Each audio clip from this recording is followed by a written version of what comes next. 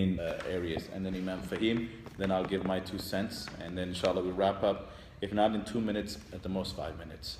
I need a shot of you both walking in and doing that hug, right? You know, that reading. Okay. I should have been here first, capturing you Right. guys coming in. So we just Inshallah, that's fine. That's fine. We Okay. can do that. Okay, assalamu alaikum wa rahmatullahi wa barakatuh. We're back.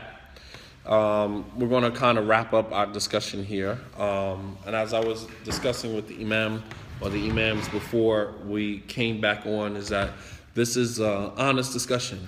And anyone who knows me knows that I'm a stickler for having honest discussion. The fluff, we don't really need the fluff. We need real, honest, heart-to-heart conversations about how to fix the dilemma in our communities, and part of it is some of the things that we talked about today. I mean, if we had to just kind of recap, I think one of the main issues that we talked about is, number one, the stigma that incarcerated Muslims does not just comprise of African Americans. It's not a black problem. People would like to make it seem like all of the problems going on and with American Muslims here in America has all of it to do with the African Americans. And the bottom line is that it's not an African American thing. It's a human thing. We're humans. We make mistakes. We misrepresent the religion of Allah Subhanahu wa Taala. All of us. It's across cultural lines, across racial lines. But the stigma that African American Muslims are the ones that are incarcerated at the highest rate, are the ones that get high, are the one that use drugs. And no, let me kind of break the stigma down for you. In the past 2 years, the amount of suicide conversations that I've had with brothers and sisters who have contemplated suicide, none of them were African Americans. None of them, and the Imams can testify. None of them were African Americans. As a matter of fact, African Americans, we don't really kill ourselves. Suicide is not it's not our thing. It's not an African American thing. We don't kill ourselves. We value life. We might not value other people's lives, but we value our lives at the end of the day. The amount of people that have been getting high and using drugs and alcohol. I mean, I was at one of the universities here. I'm not going to say what university because the system may be listening. But I was at a university just recently, and I had a young Daisy sister come to me and ask me for some advice, and she broke down and started crying right there. Because her brother is getting high, her brother is using and abusing drugs and destroying their family. It wasn't getting high is not an African American problem. It's a common problem. It's It's a common problem. It's a human problem. But as Muslims, we would like to make it seem like it's only the African Americans, the converts. Oh, you must be a revert, like as it's a revert problem. It's not a revert problem. 6 cases right? this week, non-African. Absolutely. So breaking that stigma and removing those things, that blind us to the reality of our situation. So, talking about the stigma. Number 2 is, addressing the issue that, that is a real issue, and that is incarcerated Muslims are being released, coming back out into our communities.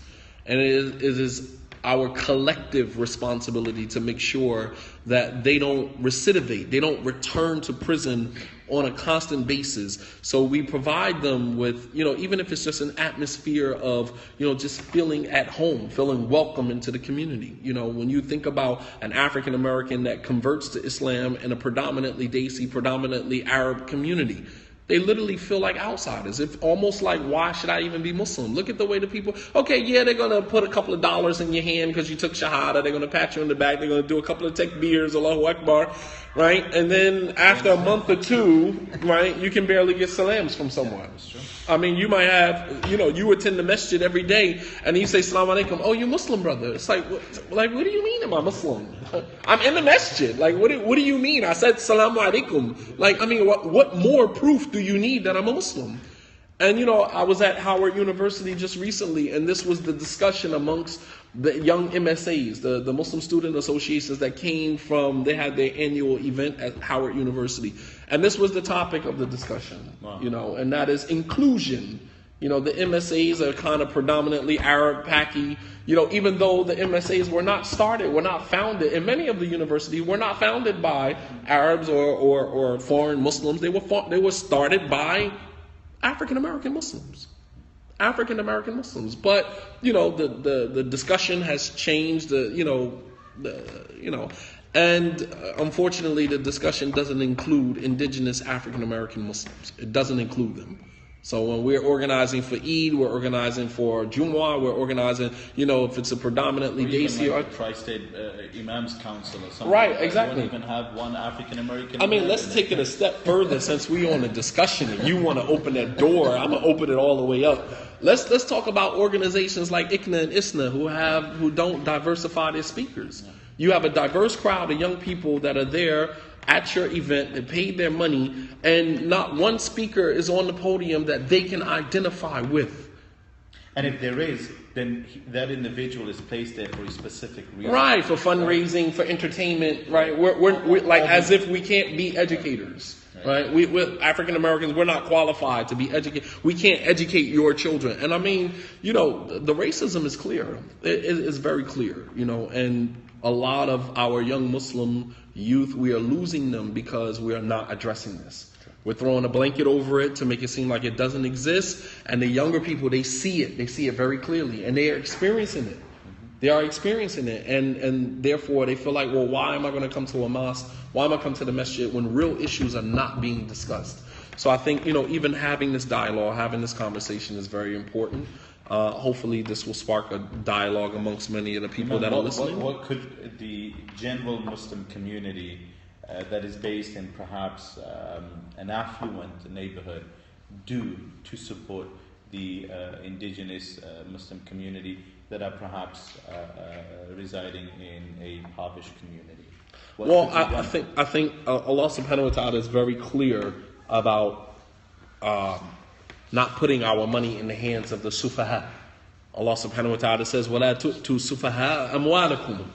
And don't give the ignorant your money that we have given you, that we have blessed you with to provide a living for yourself and for your families. Okay, so Allah subhanahu wa ta'ala is very clear about that. That there are some communities, wallah al-azim, I'm going to say it like flat out, there are some indigenous African American Muslim communities, wallah al-azim, I wouldn't give them a dime. I wouldn't give them a dime. I wouldn't donate 10 cents.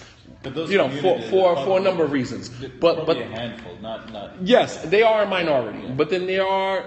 And they can be sidelined and they can be identified. Absolutely. But those few communities, often at times, I think, Imam, the issue is that because of those communities, exactly, every other community is painted with the same brush. There you go. That is also an excuse being used by the affluent Muslim community. Said they're all like that, right? And it's best not to. So you have a valid point, and you know, ayat of the Quran might be cited. Oh, Allah says, spend your money wisely, right? And giving it to that indigenous community is not wise. Not right. Every community is not like that. And I think that's the then it becomes the responsibility of these affluent Muslim communities to reach out to the imams and do a needs assessment. Absolutely. A needs assessment of that community. To speak with the imam, speak with the treasurer, speak with the board, if there is a board, to find out what is the needs of that community. And people with money, they spend their money wisely, which is why they have money. Absolutely. All right? People don't have money because people drop money in your lap. People can drop money in your lap all day long. If you don't know how to use that money and spend it in the right way,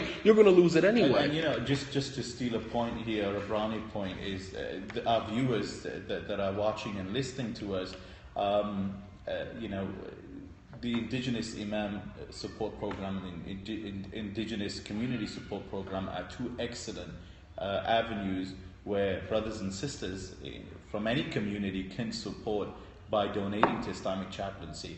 And in return, what we've done is we've identified imams in these communities who are diligently working towards the needs of their community, who don't make a salary from the masjid, who have to. And where can they donate again? So viewers can go to IslamicChaplaincy.org, and we have a method online. They can also send us a check. They can get in touch with us. We've also put certain imams on a salary, a monthly salary, or we pay the expenses to our best ability. And inshallah, we hope that if we can sign up some might say it's a far-fetched reality, but if we can sign up 1,000 brothers and sisters across the United States of America, donating $1 a day, that's $365 times 1,000, that's $365,000. We can help the Muslim brothers and sisters in the likes of East Orange and Newark and Camden, New Jersey, and the communities alike. We can, we can reach out to some of the affluent communities and demand from them based upon what Allah subhanahu wa ta'ala has given us. Demand. We're not asking you. Absolutely. We're demanding. Zakat is not something that we're asking you. Abu Bakr radiallahu ta'ala anhu, he said in his first khutbah, he said, "Ad-da'ifu fikum qawiyyun indi hatta akhudh haqqahu minkum." That those who you consider weak and despised and impoverished and poor, you consider them poor right now, they're strong in my eyes, especially when I take their right of zakat from you and give it to them. Absolutely. So, yes, you have a privilege to say, these poor African American communities, because many of you, when you give zakat, you keep your zakat within your own circle. Many of you, when you do fundraisers, the money from the funds stay within your own circle. And it's difficult to get zakat out of them. Some masjids, they sit on their zakat money for years. Absolutely. And you go to them and they have to, we meet with our internal board, we let you know. Right. And they sit on that zakat. And then when people from indigenous communities go there for zakat, they want to look through your whole portfolio. They want to look through your whole, it's like, how more embarrassing can it be? How more first of all, I'm coming to you asking you for zakat, and then on top of that, you want to see this bill and this bill and this bill and this bill. You want to look through my whole life to decide or to discern whether I am eligible for zakat. Absolutely. You understand what I'm saying? It's just humiliating. It's humiliating. Look, the affluent Muslim community also needs to understand that Rasul sallallahu alaihi wasallam said, "Laysa al-mu'minu alladhi yashba' wa jaruhu ja'ihun ila janbi." That you are not considered to be among the believers if you are going to bed at night with your belly full of food, yet your neighbor doesn't have food. And in this hadith, it's not necessarily mentioned that it has to be a believer who is your neighbor. It's just your neighbor. Just your neighbor. And today, subhanAllah, Muslims are going without food day after day. Muslims do not have hot water or have the ability to pay for their utilities or their rent or other expenses. And yet we're going to bed every night, with our bellies full, living in lavish homes and driving lavish cars. And all of that is great, but not at the expense of forgetting your brothers and sisters. In fact, a famous Arabic poet said something rather remarkable. He said, "Sabruka fi musibati khayrun min jaz'ik, wa jaz'uka fi musibati akhika khayrun min sabrik." And I guess the best way to translate these couplets is that it is better for you to persevere over your own pain and agony than for you to moan and groan. And it is better for you to moan and groan over the pain of others than for you to persevere. And if this becomes the foresight and the driving mentality of not just the Muslims, but by extension humanity, I think the destiny will instantly become different. Right. And I think that's something that's a message that I want to drive home from this documentary, is for the Muslim brothers and sisters to wake up, to see the reality, to smell the coffee, and also bring your family and community members, Sunday schools perhaps, Islamic schools, bring them to Muslim communities that are based in impoverished areas, and let them see the reality for themselves, and then go back and collectively, productively come up with a project that will then help. A portion of your zakah that is collected at your masjid can be constructively directed to any one of these communities. Absolutely. And the projects they do. And you don't have to give money, Imam Shadi. They don't have to write checks. Resources. If you're plumbers, if you're carpenters, if you want this small building, maybe they can't expand outwardly, but they can expand, going up. You can help them build another floor to their masjid. You can help them straighten their basement out. I mean, just all it requires is for people to be concerned, so to care. So while you live in the suburbs and you attend this particular masjid or this Islamic center, this huge center that boasts of, X amount of, capacity space and, with chandeliers that, even Fir'aun would be jealous of. You understand what I'm saying? Like you boast of these things, but yet you have a masjid 30 blocks or 10 minutes away in a impoverished neighborhood that can't get it done, and it's unfair, man. We should be ashamed of ourselves. But we're going to let Imam Fahim kind of chime in, and then we're going to wrap up, inshallah ta'ala. Oh, it's not really left to be said. But alhamdulillah, once people make the connection, I mean, if we want to see the Sunnah in action, connect with the poor. The Prophet ﷺ did this. And before Allah subhanahu wa ta'ala tests us with our wealth and takes it away, because being poor and impoverished, it develops taqwa, it develops humility. And a lot of people ain't ready for it, But make the connection with poor people. If you want to see some real changes, come to us in the hood and other places and see us develop. Because some of the stuff that people are doing in other communities, I mean, we can work miracles with it, But it's about doing these things like with the Islamic Chaplaincy program in New Jersey and Indigenous Imam program, reaching out, everybody going outside their comfort zone and working with each other, making these connections, identifying the problems, being concerned, and then making the necessary actions to make the change, inshallah. We'd like to thank all of the viewers who are, alhamdulillah, watching us live, and my request to all of them would be to spread the word, inshallah. To spread the word, inshallah. Well, jazakumullah khairan, and for everyone for giving us your time, and hopefully, inshallah ta'ala, this will spark a bigger discussion. Please go to the website www.islamicchaplaincy.org. islamicchaplaincy.org. If you can donate anything, please. There are there are ways in which you can donate. When you go to the website, you'll find that. And inshallah ta'ala, keep us all in your dua bi'idhnillahi ta'ala. Wa sallallahu ala nabiyyina Muhammad wa ala alihi wa sahbihi wa sallama tasliman kathira. Wa akhiru da'wana anil hamdulillahi rabbil alameen. Wassalamu alaikum wa rahmatullahi wa barakatuhu.